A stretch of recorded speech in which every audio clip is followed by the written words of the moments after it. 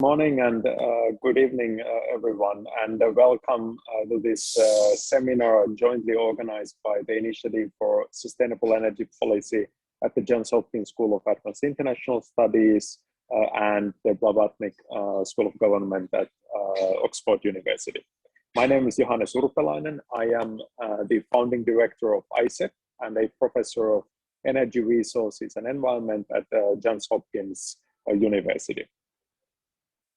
I am very pleased to share our new research on China's Belt and Road Initiative and in particular its energy finance and impact on climate policy and climate mitigation in two key recipient countries, Pakistan and Indonesia. This project is something that I have been working together with my co-PI, Professor Thomas Hale from Oxford University, who is here today, and our postdoctoral fellow, Dr. Chuyu Liu, who is now an assistant professor at the University of Amsterdam, and is also here with us today.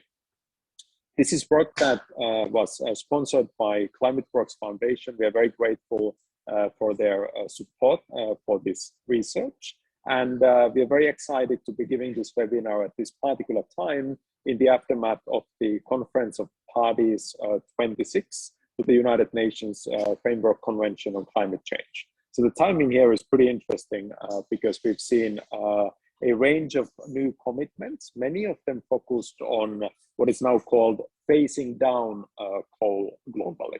And that is obviously something that will be a very important issue for China, because as we all know, China for many years was among the leading financiers and promoters of coal-fired power plants around the world. And now that there seems to be kind of a global agreement on the need to stop new construction of coal-fired power plants, the need to promote renewable energy as an alternative, it will be an interesting time to investigate what China has been doing in this space and what might be some future directions and policy implications for all of us who are concerned about climate change, but also recognize the needs of emerging countries in promoting economic growth through access to secure, reliable, affordable energy.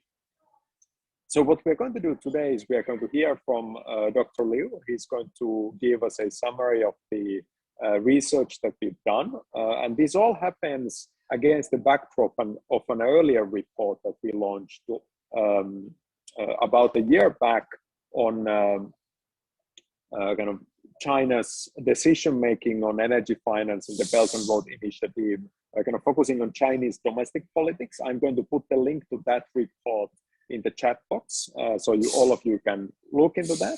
And today we are going to look now into the recipient country perspective. So we're going to study the cases of Pakistan and Indonesia, including multiple case studies of both coal-fired power plants and renewable energy projects in these two countries.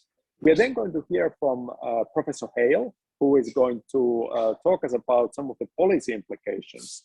Professor Hale has been following the COP26 negotiations kind of on his home turf in the United Kingdom very closely, so he will have some really important and fresh insights into what's happening in this space. And then our discussant, Professor Muyang Chen from Peking University in Beijing, is going to share her remarks and comments on these issues, and then we are going to open it up for Q&A. At any given time, if you have any questions, you can use the Q&A function to include those. I will be monitoring that as I moderate the discussion, so feel free to ask your questions anytime.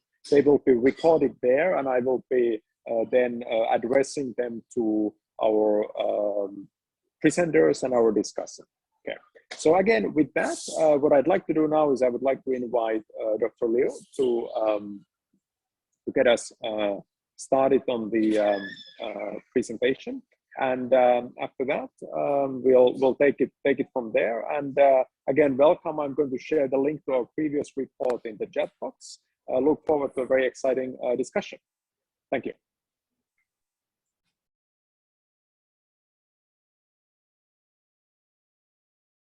Thank you very much for your kind introduction, Johannes, and thank you everyone for coming here today. So let me just share my screen and then we can get started with today's presentation. So, okay, could you see the screen? Yes. Okay, great. Awesome. So as Johannes just mentioned, so this year's our policy report is an extension of our last year's policy report.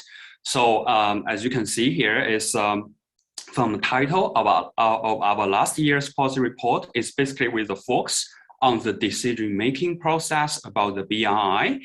And particularly, we are interested in the key actors within China. So what are these actors and what are the preference and interests of these actors? For example, here is a figure shows the China's domestic bureaucratic politics, a bunch of different kind of bureaucratic agencies like Chinese policy banks, and NDRC, which is a major regulator of Chinese macroeconomic planning, and also the PBOC, the Chinese Bank, the People's Bank of China, the Central Bank of China, and all these bureaucratic agencies, they have different attitudes towards China's coal-fired power global expansion of China's coal-fired power. So that's kind of the focus of our last year's report. It's basically give a mapping of a variety of the China's domestic bureaucratic agency in terms of their attitude and preference towards the China's overseas energy investment. And for our this year's policy report, what we try to do is we extend this kind of the decision-making process, but we shift our focus from the domestic politics within China to the interaction between Chinese actors and the stakeholders in BRI recipient countries. In particular, we're looking at the electricity industry. The reason we focus on the electricity industry for basically two reasons. The first is about the importance of the Chinese-backed electricity projects as BRI investment. So here is the picture we taken from the World Resource Institute, a recent published report. As we all know, for BRI investment, a majority of them concentrate in infrastructure or energy sectors. And here you can see the portfolio of the energy sector loans provided by Chinese policy banks as major financer of BRI projects. As you can see here, the electricity power investment account for a substantial proportion of the Chinese investment in energy sector. And in particular, you can see the carbon intensive kind of the coal-fired power plants take the lead for the Chinese-backed electricity projects. And that clearly have a profound implication for global climate change, right? And according to this report from the Tsinghua University, Beijing, it shows different scenarios based on the prediction of the greenhouse gas emission in BRI countries. So basically, the taking away message is if we want to shift from the business as usual model in terms of the greenhouse gas emission to be more in line with the Paris Agreement, so we have to have a 68% reductions of the greenhouse emission. That's a huge kind of challenge for most of these BRI countries, which also received a lot of this carbon intensive investment from China.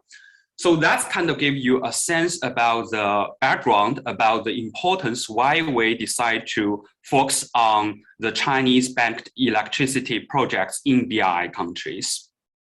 So for this report, more specifically, we decide to choose two countries as our case in point. So we decide to look at the two recipient countries, Indonesia and Pakistan. The reason we decide to focus on Indonesia and Pakistan is first, along with Brazil, Pakistan and Indonesia are among the top 3 countries in terms the recipient of the Chinese overseas investment in the power sector. So here is a table we taken from the Boston University's a data set on China's global power investment.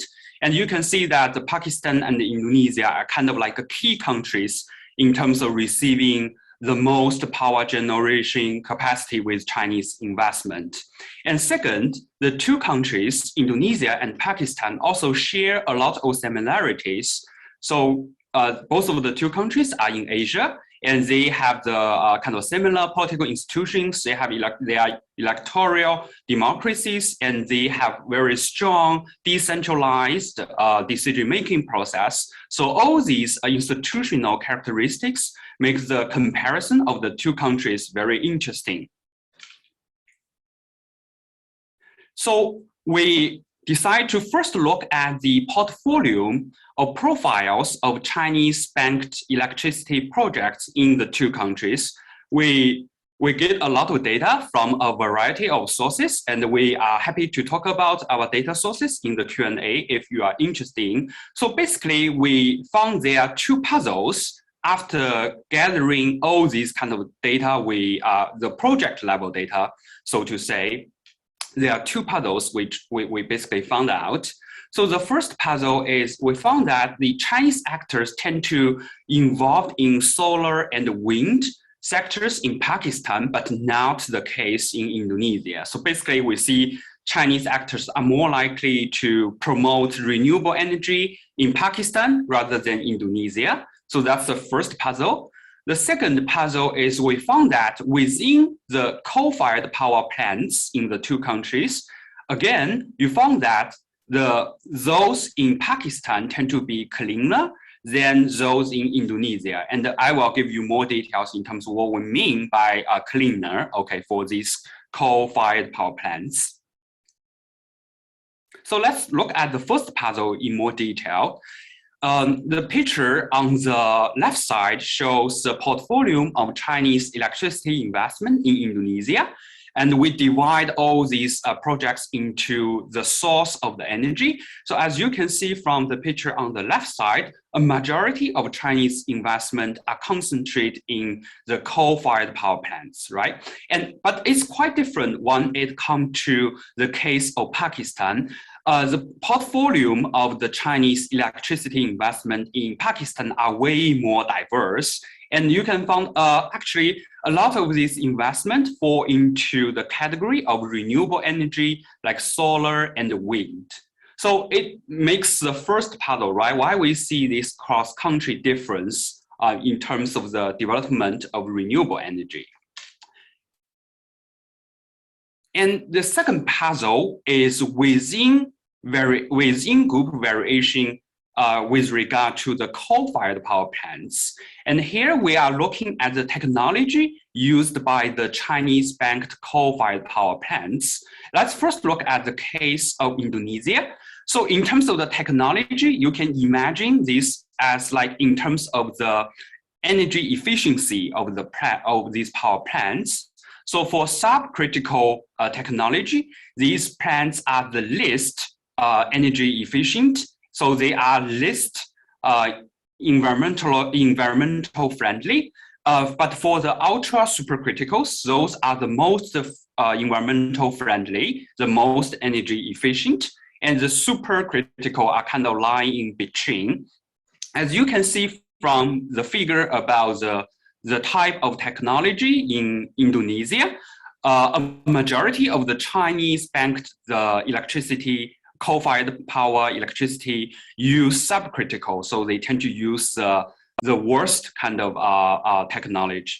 But that is not the case in Pakistan. So here is a picture about the types of technology of Chinese banked coal-fired power plants in Pakistan. And you see the pattern is kind of opposite to what we like just show you in last slides.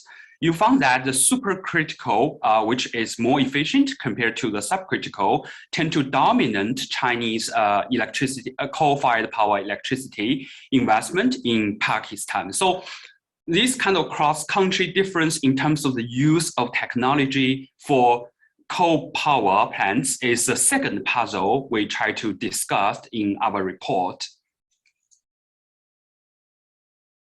So to answer the two puzzles, what we do is we use a methodology based on very intensive interviews with a variety of stakeholders in China, Indonesia, and Pakistan. So that's kind of, so this kind of slides give you some sense of what we did. And in terms of the composition of our interview subjects, it includes the NGOs, both international NGOs and local NGOs, government officials, researchers, think tanks, journalists, and also managers of Chinese policy banks and the power companies. So we try to get the information from a variety of sources. Those like the actors or stakeholders, they have different interests or preference. Okay. Try to make our kind of like our research to be more comprehensive. And based on our interview, we develop a theoretical framework to account for the two puzzles we just talking about. So the framework is basically which we called a constellation of interests, which are different from the previous approach, because we try to look at the interactions between the demand and supply actors. That is basically, we want to looking at the project participants from both China and the recipient, the BI recipients. So we want to looking at the actors from the both sides, so to say. And in particular, we argue that the interactions between the project participants in China and the BI recipients, they varies across three different layers or three different dimensions. So the first one is with the knot, you can see the influence of the incumbent industry in the recipient country. So the incumbent industry basically can think about the coal vast interest. And the second dimension is about the issue linkage. That is a potential for the recipient countries to link the development of their renewable energy to China's broad foreign policy goals. So with now the recipient country are able to frame their renewable energy development as kind of fit in China's broad geopolitical interests.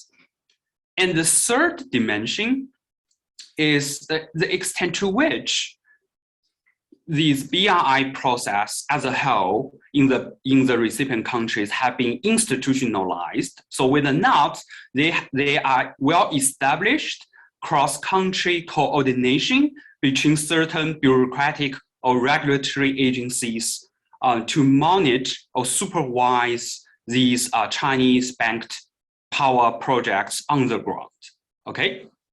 So that's kind of our theoretical framework. And now I want to talk more about the difference between Indonesia and Pakistan with regard to these three mechanisms, these three dimensions. And before that, I want to first give you a preview of our findings, okay? So for Pakistan, you basically see a weak power or influence of the vested interest in coal. And also you see strong influence of the issue linkage. And the third is also you see the BRI process in Pakistan tend to be more institutionalized compared to the case of Indonesia. And for Indonesia, it's kind of the opposite compared to Pakistan along these three dimensions. First, you see very strong influence of the vested interest in coal. And second, you do not see the strong linkage, issue linkage in the case of Indonesia. And also the BI process in Indonesia tend to be less institutionalized. Okay, so I will go into each point now. So first, let's looking at the kind of influence of the incumbent industry. And here is basically a picture shows the technology mix of the electricity generation in Pakistan in 2014. And I want to draw your attention to the role played by the coal as the source of electricity generation in Pakistan. As you can see from this figure, coal is really plays a very, very marginal kind of role in the electricity generation in Pakistan. And a majority of the energy source used for electricity generation are the oil and natural gas imported from the foreign countries. And this is quite different compared to the dynamics in Indonesia. And here again, I highlight, which is the color in blue, shows the proportion of coal as a percentage of the electricity generation in Indonesia. And you see an increasing tendency in terms of the role or importance of coal in the electricity generation in Indonesia.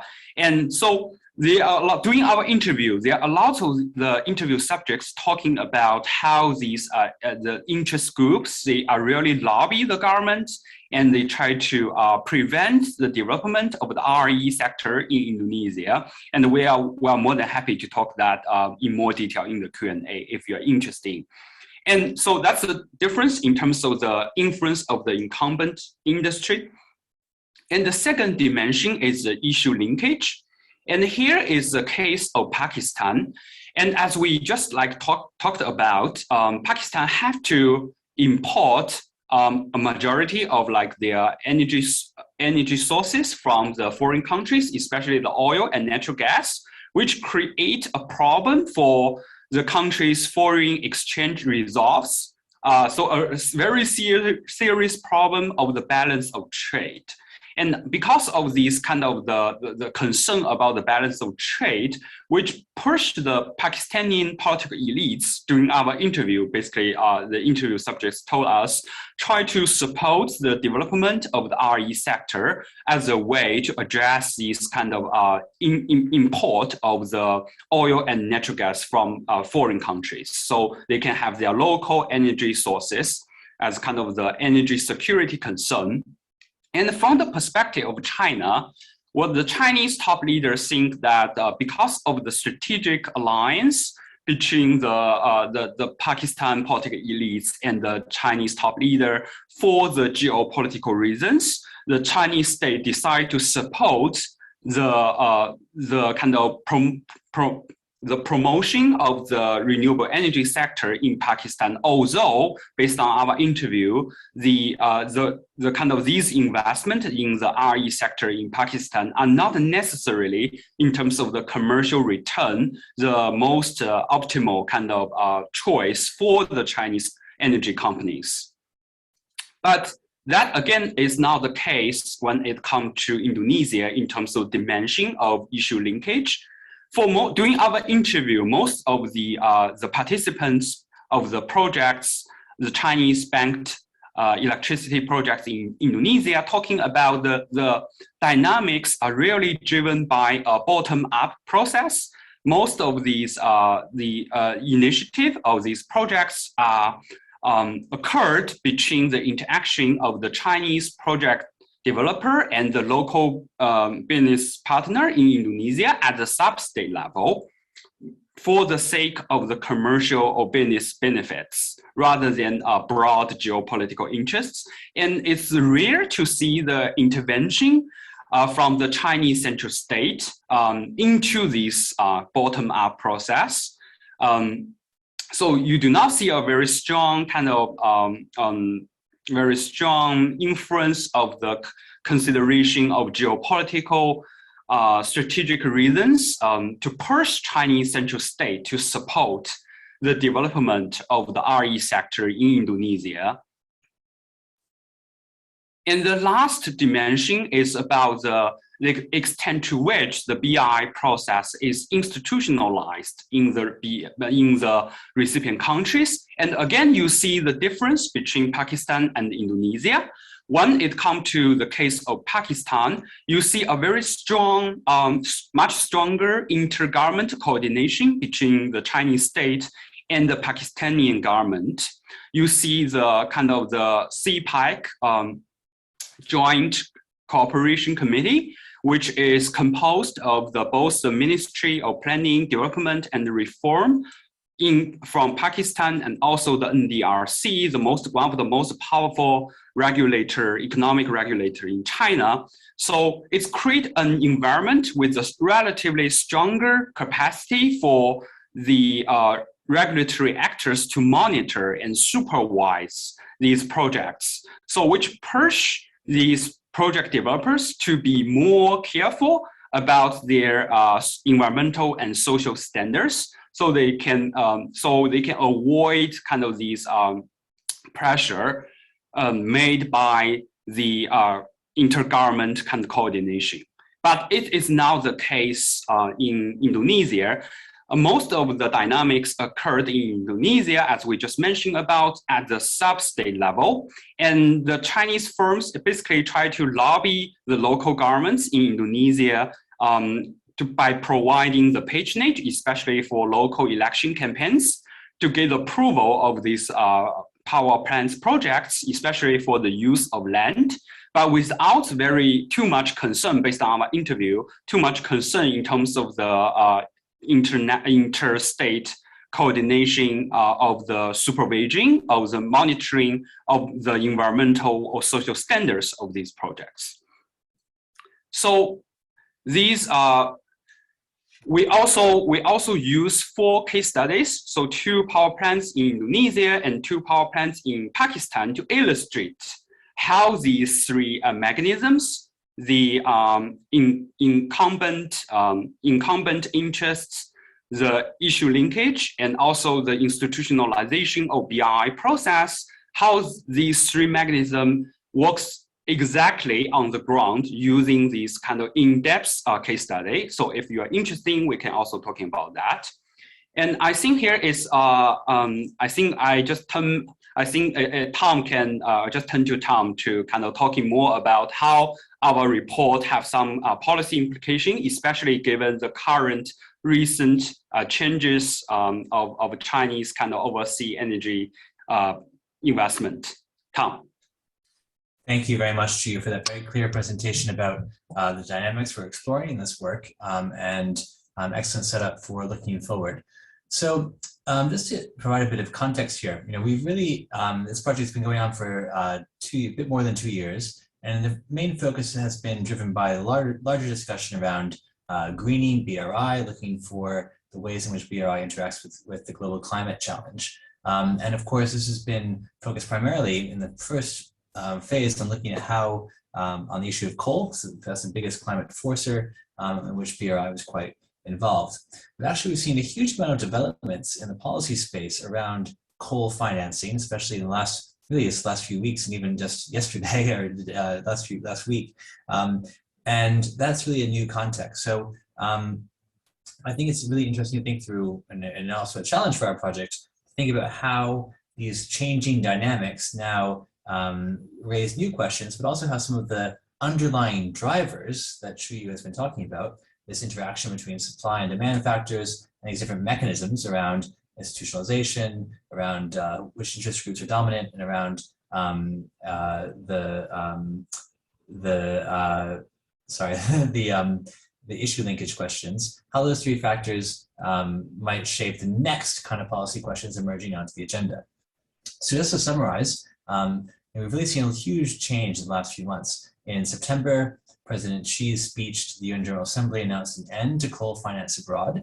That was then reinforced in October when Han Zheng, one of the top-ranking members of the Politburo, who's ultimately holds responsibility for the BRI development, gave a speech to energy ministers at the BRI Energy Ministers meeting, where he really emphasized and pledged to use the BRI as a tool for advancing clean energy cooperation.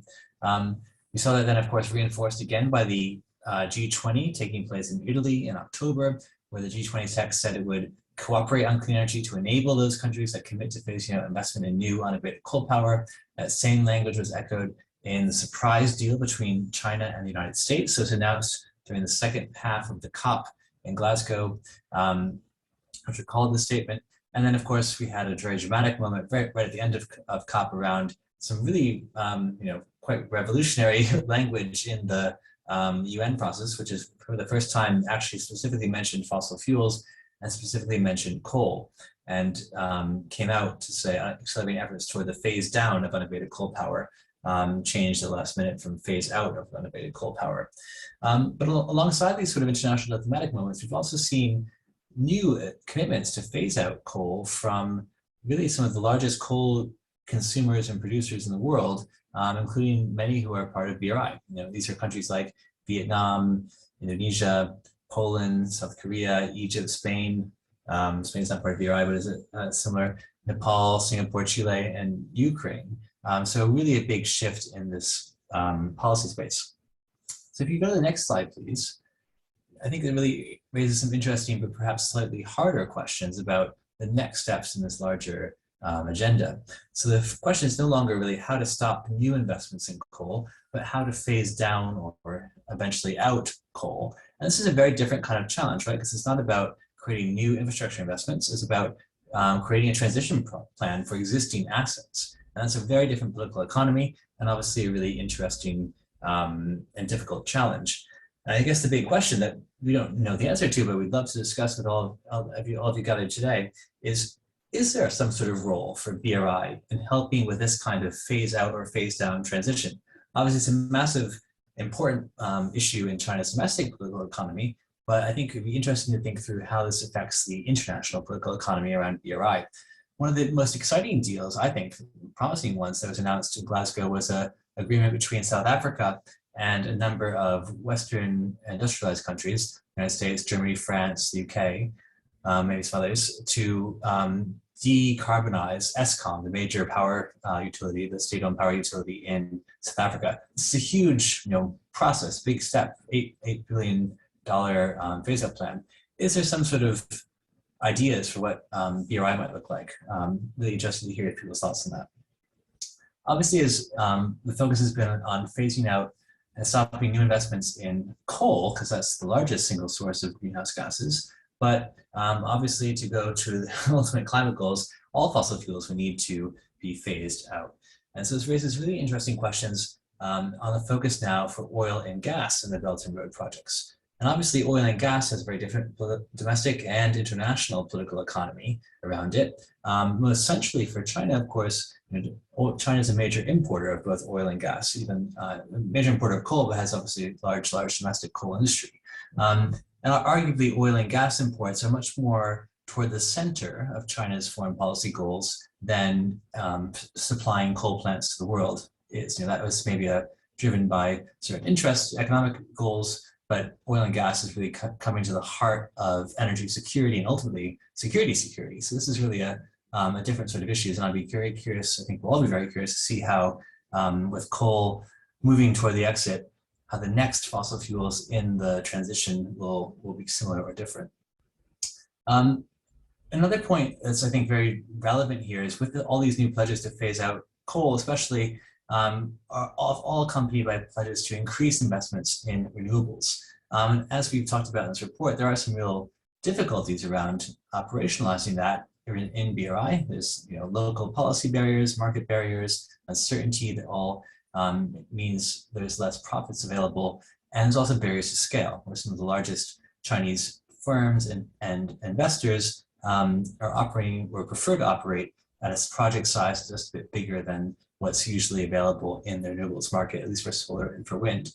And so this is a kind of operationalization question that we hope we can speak to. And finally, of course, there's been a lot of new announcements in the last year, and they're really just announcements as opposed to realities at this point around new initiatives on clean infrastructure investment from the United States and from the European Union. And so this raises a new prospects around the next phase of BRI as well. If you jump to the next slide, please.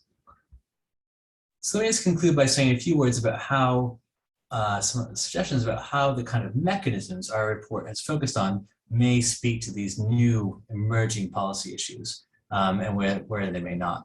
So on the coal phase out question, obviously the emphasis we have in our analysis around dominant domestic interest groups, the role of incumbents, is quite directly relevant here, because incumbents will be seeking compensation.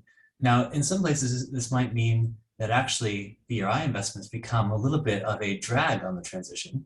If, for example, you have Chinese firms or Chinese investors who are have made investments in coal and will be seeking compensation for accepting some kind of loss on those investments, they could be arguing, for example, voices arguing away from a rapid transition because it would have a direct impact on their current balance sheets and assets. So that's an interesting dynamic to think through. For any kind of issue linkage to that matter, of course, we need to see strong domestic demand for support from China, domestic demand from host countries for support from China to assist for this phase out. But again, it's not so clear how that's as attractive to the Chinese side as new investments in new infrastructure would be, given the greater economic return of those. And so we might see some sort of emerging division of labor, for example, where China remains more interested in the new infrastructure investments, and the Western initiatives are more in the models of the South African deal, focused on some of the phase transition initiatives. That might be an interesting dynamic to explore. And finally, of course, with coal phase out, some of the institutionalization might actually perhaps go against what we've argued in this report. It might actually work against transition to the extent it creates a means to protect some of the incumbent investors' interest in maintaining the assets they already have. Again, that will vary by country, but for example, imagine the ability of Chinese firms to lobby for more a slower transition to around their kind of existing assets. On ending new investments in oil and gas or other fossil fuels, this is obviously going to be heavily dominated by the domestic interest groups. We know that where oil and gas investments, oil and gas resources are strong, governments tend to be very beholden to those economic interests. That's why we have terms like petrostate. These are a whole category of countries. So I think that we expect that dynamic to apply even to a greater extent than we've explored in the coal space. Issue linkage, again, this is unlikely, we think, to be a driver. I suggest would be unlikely to be a driver for greater transition because of the sort of strong Chinese foreign policy interest in ensuring good supplies of oil and gas for energy security reasons. And again, institutionalization for the same reason, unlikely to be a driver for transition. So interesting, here's one where maybe some of the dynamics we identified around coal may actually be a little bit the opposite way for oil and gas. Final thing to say is on this most sort of, in some ways, important question around accelerating investments in renewables. This is obviously one where our report speaks quite directly to the topic. And I think here with this new emphasis on phasing out coal certainly strengthens domestic renewable interests. So that can be, we would expect to be a powerful support for this part of the transition. And similarly, in our report, we've argued that geopolitical interests can help induce Chinese firms to subsidize renewable energy projects abroad, as in Pakistan. Arguably, competition with EU or US-led renewables initiatives would actually strengthen that dynamic. So maybe that's, again, a kind of space where this is moving in a more positive direction, as we see proactive competition, you might say, for providing clean energy to developing countries. That's a good outcome for the climate, of course, and obviously for energy access and security in those recipient countries. And finally, on institutionalization, we've argued in our report, this is one where this can help overcome some of the barriers, market barriers, policy barriers to deployment of renewables at scale in developing countries and recipient countries. And so here's one, I guess, where we argue that more institutionalization will be helpful. So a few extrapolations beyond our work into the new emerging questions on the policy agenda, but really the purpose of laying these out for you is to hear your thoughts and reactions and think about what kinds of policy recommendations we can be putting forward. So looking forward to everyone's questions on that. So without further ado from us, I see we've been joined by Professor Muyang Chen from Peking University. Welcome, Muyang. It's great to have you with us. Wonderful to hear your thoughts. And I will pass the floor to you, please. Thank you, Tom. Yeah, I'm really glad to be invited to comment on the paper. Well, my virtual background is actually, well, a touristy area of Peking University. Although we can't see each other in person, I think it's a great opportunity to read your papers. And also, I actually learned a lot from reading both the longer paper, the working paper, and also the shorter version for environmental politics.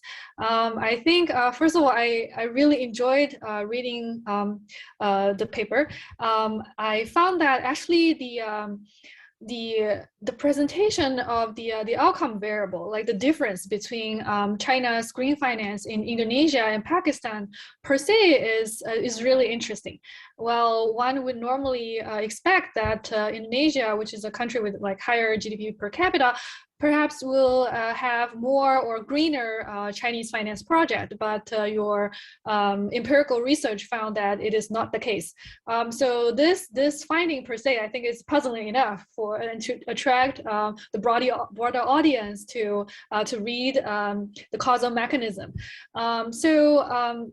This actually, the puzzle per se actually sort of challenges the notion that maybe the idea of greening the BRI is sort of more state-led than market-driven. If we already find these variation between the Pakistan case and the Indonesian case.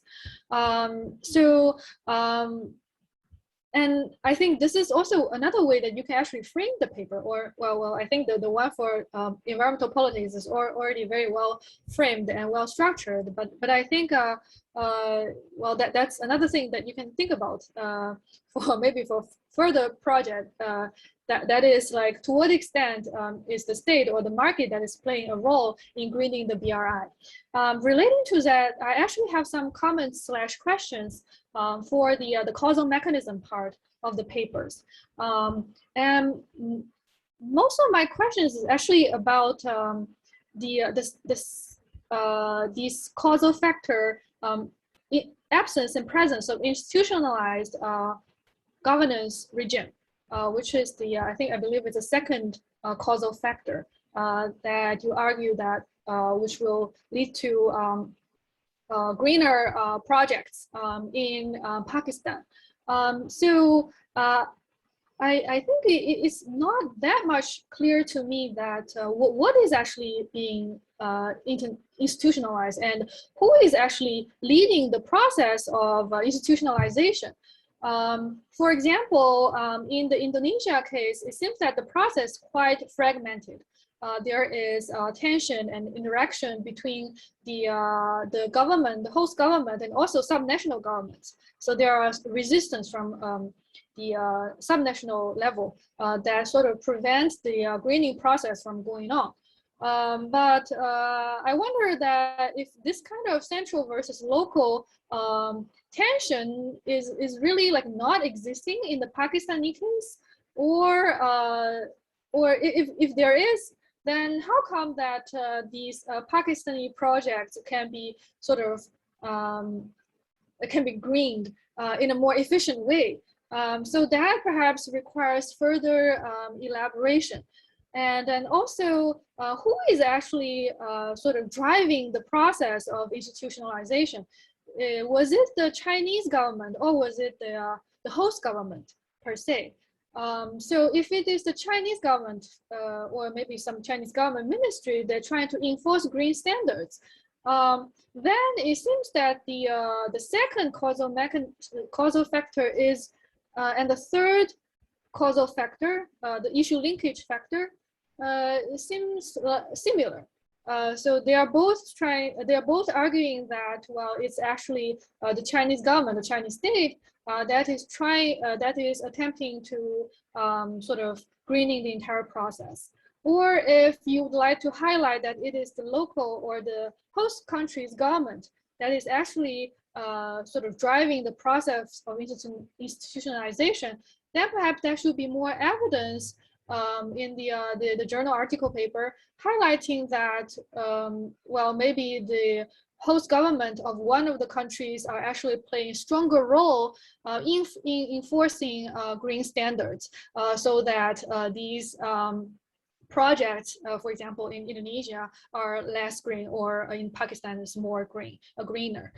So this is one thing that I do not feel very clear in the causal mechanism. So it would be great if you. I think there are a lot of rich evidence in the longer version of the paper. So when you conceptualize the process of institutionalization, it would perhaps be better if you could clarify, for example, what are the main driving forces, what are the main actors, either China or the host country, or maybe the subnational governments, that are sort of like institutionalizing the process of greening China finance projects.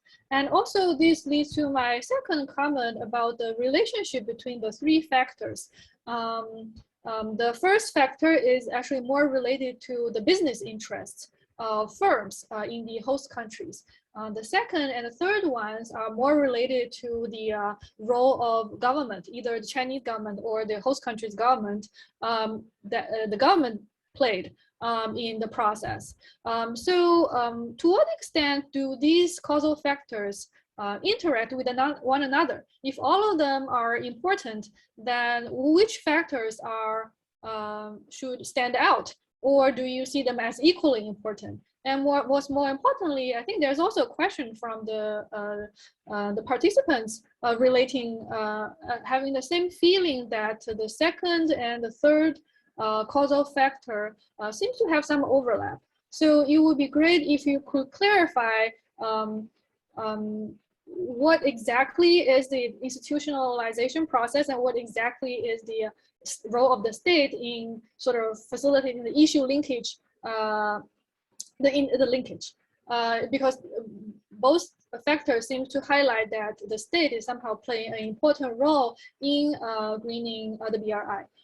So these are just some of the sort of like the comments regarding the journal article paper, but I think there is a word limitation, right, of 8,000 words. So it's really challenging to actually shorten all of the rich evidence into just 8,000 words. Well, I'm just trying to be, let's say if I'm an anonymous reviewer and trying to pick it, maybe I'll just raise these questions. But overall, I think this paper is really well structured, and I presented so much nuanced evidence on the ground, especially on the two cases, Pakistan and Indonesia, and I really learned a lot from it. And also it actually makes me wonder, like if there is a business-led factor, there are business-led factor versus state-led factor, then which one is actually more important, or the leading factor that actually is driving China's greening of the BRI? So your paper actually sheds light on understanding this broader discussion of state versus market factor in green finance, and I really benefit a lot from reading them. So I would end my comments here. Thank you very much for the opportunity to read the papers. Excellent. Thank you, Professor Jen, for very insightful comments on the research. So we've had a kind of a wide range of insights here from Professor Liu's summary of the research, Professor Hale's kind of very thoughtful analysis of the different policy implications, and Professor Chen's kind of reactions on the research. So with that, I'd like to open it now for the audience. So please, again, do use the Q&A function if you have any questions. I already see we have some there. So why don't we start with that, and I might throw my own questions in at some point. The first question is from Kei Tang, who's asking about the difference between issue linkage and institutionalized BRI networks, and noting that they seem to be quite similar. So Tom or Chu, any reactions or any response to this question? I'm happy to pick up that, but Chu, please add. I think it speaks very much to Professor Chen's comments as well on the causal mechanisms. So I think they are related. They're all related. We see them as sort of additive factors, not alternative mechanisms. But let me see if I can outline, in my view, where the differences might lie as well. So in our argument, the issue linkage idea basically is to the extent China sees value in a close economic relationship with the recipient country for whatever reason, geopolitical reasons, economic kind of objectives overall, to the extent there's some sort of value to China in a strong relationship with the recipient country, that creates a little bit of space that the recipient country can ask for things that the market wouldn't give by itself, because China will have an interest in supporting this the state to get its needs in the bargaining equation so that China can get its larger objectives met as well.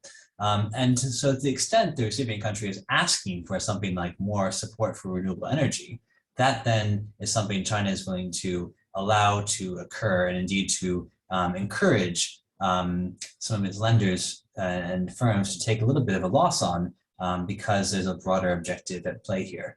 And it's not, in our view, kind of the mechanics of this are important to look. It's not like, this is all negotiated centrally and there's sort of a deal, okay, China Development Bank, you take this much less profit, this firm take this much less profit. It's more of an overall effect. So the idea of the prioritization of this relationship, for example, with Pakistan, obviously one of the core allies for China and a very important piece of the BRI, arguably the most important single component of the BRI.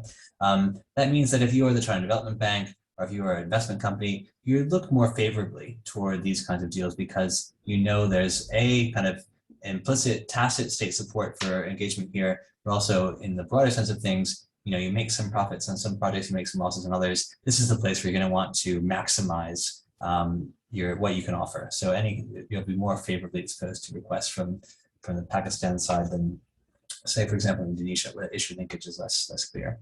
So that's the argument there. So it's about the conditions under which the recipient country has more leverage on Chinese interlocutors.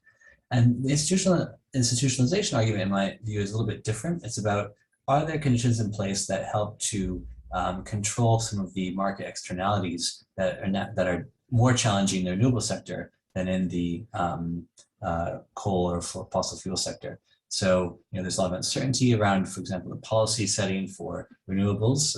Many barriers to renewable deployment are based on kind of regulatory systems that aren't quite designed for intermittent power, say, or that aren't good at smaller scale project deployment.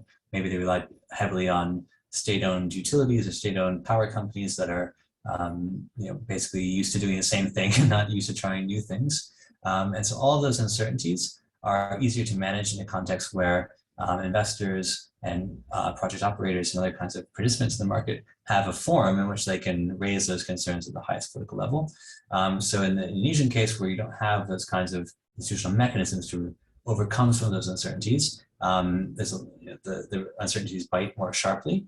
And in a Pakistani context, where there's a central kind of committee that is overseeing BRI investments, which has a Chinese representatives and Pakistani representatives, you feel more confident to be able to do this because there is mechanisms for addressing any of these problems that might arise. So they're similar, but I see them as slightly distinct logics there. I hope that answers the question. Just want to follow up with Tom. And another thing about the institutionalization kind of mechanism is also because of this the stronger kind of intergovernment coordination between the regulatory agency in China and in the recipient countries, there will be a stronger kind of capacity in terms of the supervision and monitoring. So these project developers, they are under bigger pressure in terms of the they tend to, because basically the enforcement, the enforcement tend to be more stringent for these project developers with the stronger kind of regulatory capacity.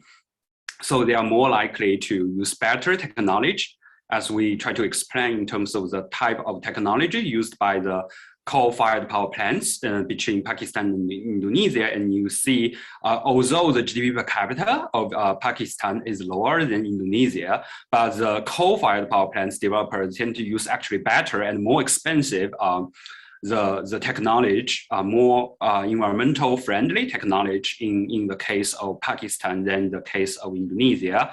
and based on our interview, a lot of them mention about they do face the pressure, regulatory pressure from these kind of transnational regulatory governance agency. But we do not see that case based on our interview in Indonesia. So it's really kind of also relevant to the degree to which these social and environmental standards can be enforced on the ground. Yeah. Excellent. Thank you, Tom and Juyu. Great insights from both of you. Really helpful responses. I do have a number of other questions in the Q&A as well. So next I have a question from Zuoshi Liu, who's asking, is the government of China willing or capable to increase the renewable energy portfolio in host countries? Do the Chinese domestic industries have a say in this? So maybe Juyu, could you take the first stab at this question? Sorry, Johannes, could you just like repeat the question again? Yes, so the question was, to what extent the Chinese government has an impact on the renewable energy portfolio in the host countries, and whether the Chinese domestic industries have some control or say over this. Thanks. I think so. In terms of the two recipient countries, because we do not have the data across the whole like developing countries, but in terms of the two recipient countries, Indonesia and Pakistan, so the case is that for a lot of these projects, especially the renewable energy projects in Pakistan, I think the biggest issue is to get the financing or get the loans from the Chinese government. Doing our interview, so a lot of things is basically the Pakistan kind of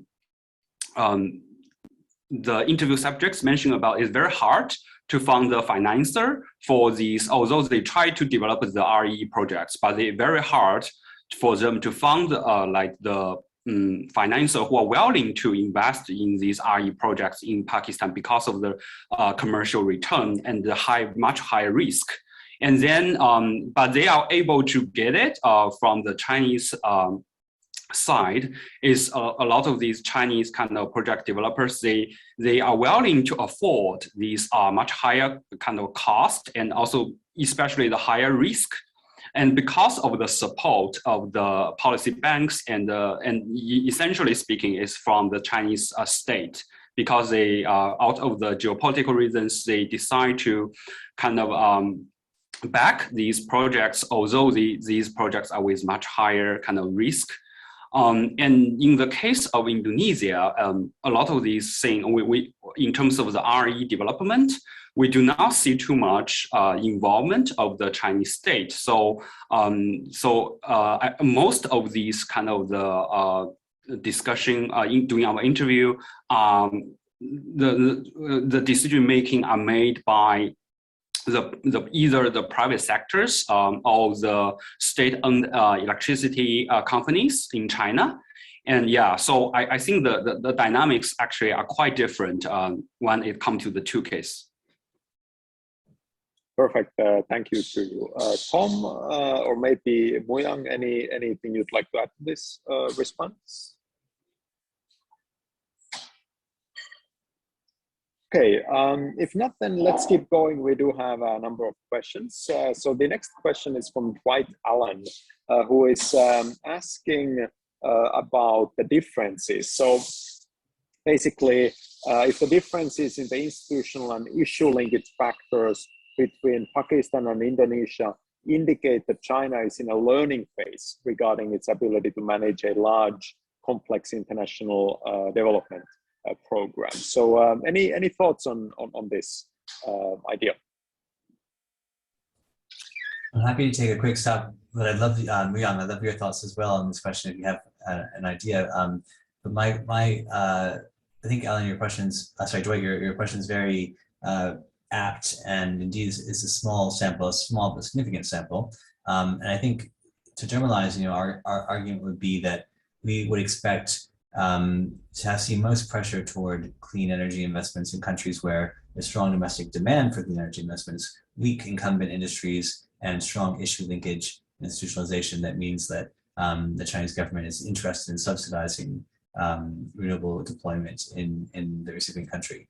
So, that's not a massive range of countries, right? But it is, I think, a good number of them. I think it's also very significant that the entire focus of Hanja's speech to the BRI ministry, energy minister, has been really focused on how do we, look at clean energy, and I think it really outlines maybe a growing awareness amongst the Chinese government around the economic value of really embedding the Chinese industry in this new technology value chain across the world. So I think that growing economic interest is going to be very decisive for countries as well, which means overall, it will be less and less the case of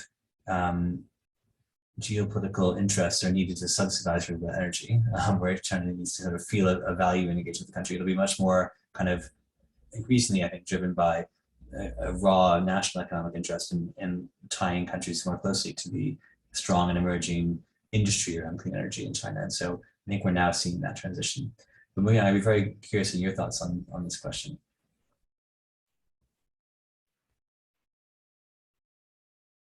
Thank you. Yeah, I think this is an excellent question. Actually, this question, Dai's question, actually points out another factor, a causal factor that could possibly explain the variation, which is time, right? So there is, the Chinese firms and Chinese banks enter some markets earlier than the other, and therefore that may affect their greening process. And Pakistan, as you know, is like some of the projects are considered flagship projects along the Belt and Road, and therefore, so if there is a trial, then maybe the trial takes place in some of the markets that China entered earlier.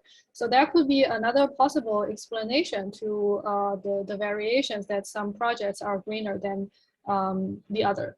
And obviously, but in order to answer that question, perhaps we will actually look into the longitudinal variations between different projects. So whether some projects that are earlier established tend to be like less green than the later developed project. But I think that would require further examination based on more data.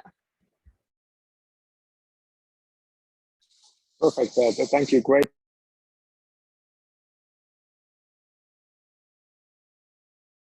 Johannes, speaker on mute. Sorry. My apologies. I was just thanking Tom and Muyan for excellent responses. Really interesting question on this kind of role of time and learning in these processes. We do have two more questions here. So next one is again from Zuoshi, who's asking about the role of environmental and social standards. A very interesting question. So these are obviously very important, for example, in the World Bank projects, but do these play a role in the Chinese projects? So any thoughts on this, Juyu and Tom?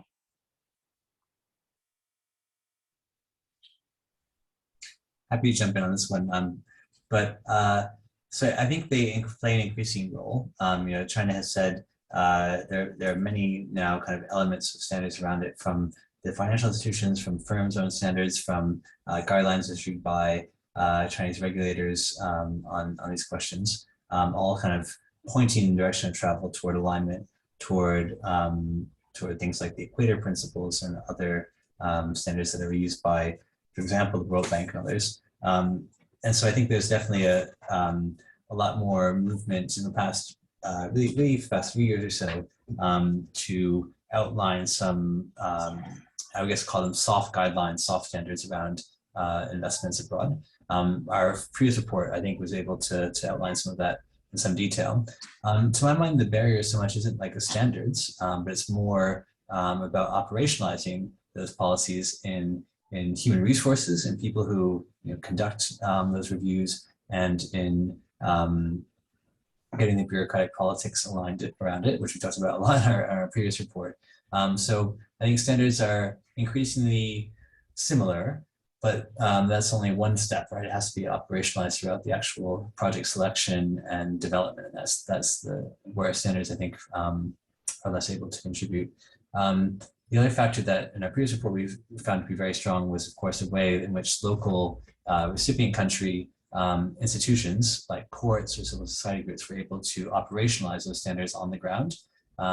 because often they exist on paper, but if there's not a, say for example, the investment is taking place in a country where there's a lot of corruption, and so standards are difficult to enforce in the recipient country. That's often a barrier to effectiveness. So that those kinds of institutional and political factors in recipient countries are also very, very important. So yeah, I think there's more to be done on the standards thing, but to my mind, like that's not the most important piece that's missing. It's more the operationalization than the formal rules. Excellent. Thank you, Tom. And just to add to this, one of the kind of ideas that we floated in the previous report was this idea of kind of using a dual standard, which is this idea that if a recipient country has lower standards than the Chinese standards for domestic projects, then China could consider applying domestic standards for the kind of overseas finance. But of course, this brings us back to Tom's point, which is that only works if there's somebody who's actually going to go and investigate and check and review and audit the projects in the host countries as well. So anyway, interesting, useful ideas there. So we have one more question from Kei, who was asked previously about the differences, and now is following, asking if there is a possible omitted variable here, which is Pakistan's stronger overall state capacity compared to Indonesia would result in better coordination, and as a result in more sort of issue linkage and institutionalization. So any reactions to this? Maybe I can direct this to Chuyu, because you've been the one who's really been studying this. Thanks for this question. I think it's a very good question. I think it really first depends on the measure of state capacity. I do not have the measure of the state capacity for the two countries at my head, but a proxy is, you can think about basically GDP per capita as kind of proxy for the state capacity. But here again, you can see that the Pakistan actually is much lower than the case of Indonesia. So I think it's in that sense, it's maybe not necessarily in terms of the state capacity of the Pakistan is better than Indonesia. And also you think about in Pakistan also, I think Johannes can also talk more about that, is the issue about taxation. Is Pakistan have a lot of difficulties actually to tax, especially tax the rich, to finance the whole state apparatus. So if you look at another measure, like the taxation as a ratio of GDP as a whole, it seems like, for me at least, Pakistan not necessarily has a much better kind of state capacity than Indonesia. So yeah, it's kind of like my the initial kind of thought about this question, but I think that this question is actually quite interesting. Yeah, so let me follow up on this. This is actually a really interesting question. So if I think of the two countries, in some sense, I would say overall, Indonesia has more state capacity than Pakistan. If you look at just like Indonesia's achievements in industrial policy and everything, they're very impressive compared to Pakistan. But the thing with Indonesia is that it's a very difficult country for China to navigate, because it's a lot of decentralization. It's a lot of sort of local district level autonomy. And these are the kind of things that from a kind of a Chinese perspective are more challenging. So one of the sort of anecdotes, this is not related to energy in particular, that I've heard, for example, is that one of the reasons why Japan is doing so well in Indonesia is that they have a lot of experience dealing with this kind of local politics and decision making compared to China. But again, extremely interesting question, and sort of worth discussing. Next, we have another question from Dwight Allen, who's asking about sort of based on limited media reports on Xi's Central Committee, Xi did not mention the Belt and Road Initiative. So we're talking about Xi as in Xi Jinping, China's premier. Is it? What do you all think of this? The Belt and Road Initiative being phased down as well, or what do you think of this? Maybe I can direct this to Tom and Muya. I'm very curious your thoughts, Muya, but I think I'm not sure I would say it's receiving less attention. It's still very much ongoing. The Energy Foreign Minister was like last month or 2 months ago. So it's very much, no, last month. So I think it's, definitely still happening. It's now, embodied in the 2018 reforms to be in the highest level of the constitutions. This is like a very significant development. I think, Doi, you might be referring to the history plenum that concluded last week. Is that correct? And if so, I admit I haven't checked to see whether BRI is or isn't mentioned there. I don't think I have a strong view of whether it being mentioned there is like critical for it being flagged as a key priority, but if it's not, then it could be significant. If you can clarify in the question, let me know. But Muyan, what are your thoughts on this? I was also wondering, like, when you say that the BRI is being phased down, do you mean like there might be decreasing volume of China's overseas finance along the Belt and Road, or do you mean that green projects along the BRI will be phased down? It doesn't seem very clear to me, but I think overall, the greening process is going to move on anyways, right? And then whether you label them as BRI projects or like China's overseas investment or China's overseas FDI, it's a different question. I think the greening process is applicable to different kinds of Chinese capital, including like state-to-state loans and also like firm-driven FDI. So the state regulatory regulation will be applying to all of these kinds of different capital. I hope I somehow answered your question. Yeah. And if I could just add one more thought, maybe Dwight, there's a bigger question here, which your question speaks to, around is China basically more inwardly focused now after the COVID-19 crisis? This is a question, a bigger picture question. I think probably it's true that many large economies are more focused on domestic economic issues in some ways than they were 2 years ago. But I don't know that we know the answer to that quite yet. I think we're still very much in the kind of the COVID crisis emergence trend. So I think we'll see a bit more in a few years. So we don't overgeneralize from like the most recent few years of data.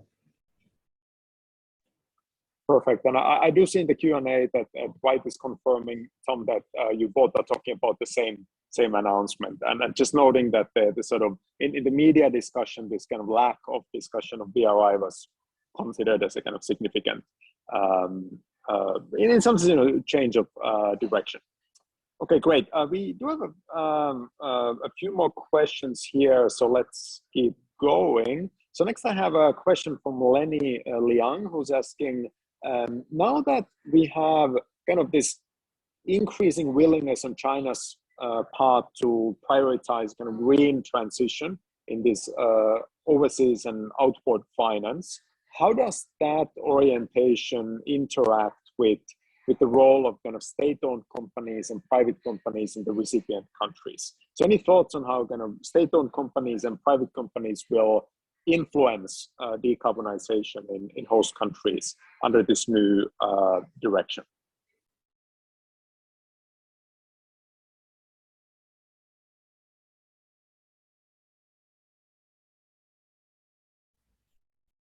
Thanks for your question, Lenny.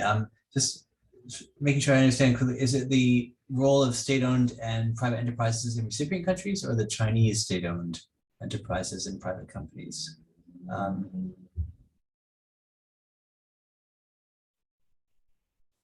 You can quickly type that in the chat, but either way, I think on recipient countries. So I think our view is very much in the report that the dominant domestic interest groups are very important in shaping which projects get selected, and those could be private companies or they could be state-owned enterprises. And where they are state-owned enterprises, this obviously creates a very firm, clear link for kind of the connection between the, if you will, the high politics of BRI and the country-to-country relations, and then the kind of lower level, project level accounts. And in our previous report, we looked at that, for example, in the case of Kazakhstan, where most of the large companies in Kazakhstan are state-owned and are very closely linked to the political leaders of Kazakhstan.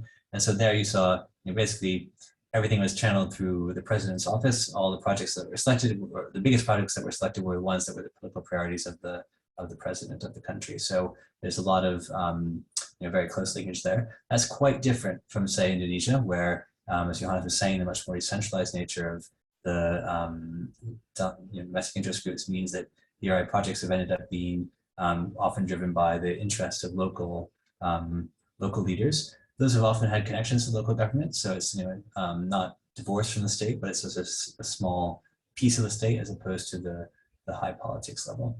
And I guess I would say that in other countries beyond the ones we've talked about here, there's really a sort of marginal role for the government. It's often really just a firm-led, private sector-led outcome.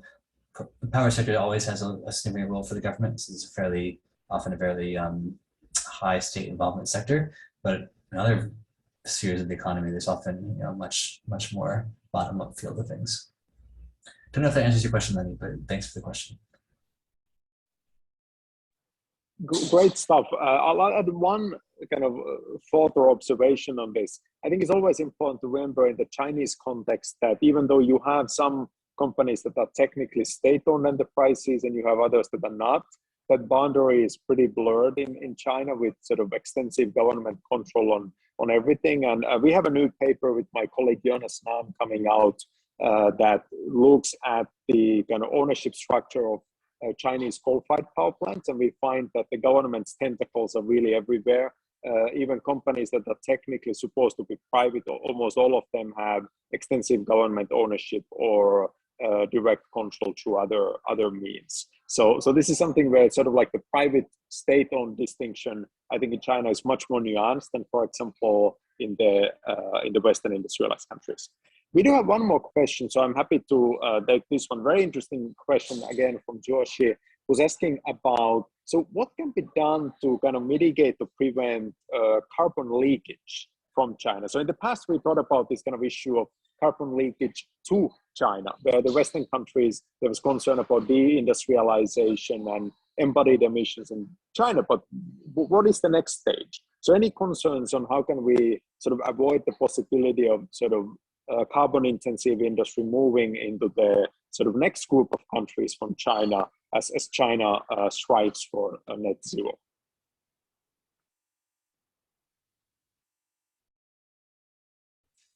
It's a great question. And I think you can be cynical about the trend of decarbonization if you sort of say, actually, as countries get richer, they just outsource more and more of their dirty pollution and dirty production to countries that are in the next step down on the value chain. And arguably some of the decarbonization that European, North American countries have achieved has been through importing carbon intensive products from China instead of making them domestically. And this is a really important piece of the broader carbon puzzle, because obviously the atmosphere doesn't care if it's traded, it's still going into the atmosphere. So I think it certainly would be a very bad outcome if we just saw this wave of sort of the dirty production passing from country to country. But I think what we're now seeing is actually a way to move beyond that sort of endless cycle, because it's not true that decarbonization in the industries of tomorrow will be as dirty as the ones of today. And actually, we're increasingly decoupling these two things, not fast enough, obviously, but this is very much the direction of travel. So, I think where it's interesting, you see all of these countries now saying, we don't want new coal plants. Some even now saying, we don't want new oil and gas production. We want you to invest in our new industries around electric vehicles or renewable energy production or other things that are going to be the dominant industries of tomorrow. And I think that my sense of the fear of developing countries, of least developed countries, is not as much being denied access to coal plants, which has kind of been the traditional dynamic, but rather now being worried about being denied access to these green industrial policies that will be able to help them move into a better economic state.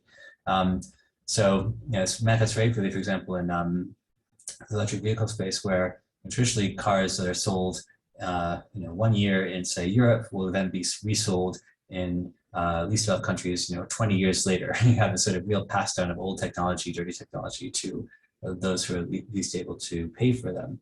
And that's, if you think about it, real injustice, right? These are cars that are too dirty to be allowed to drive on European roads because they have terrible health impacts. And so they're kind of being exported to at least other countries. That's the kind of thing we need to move beyond.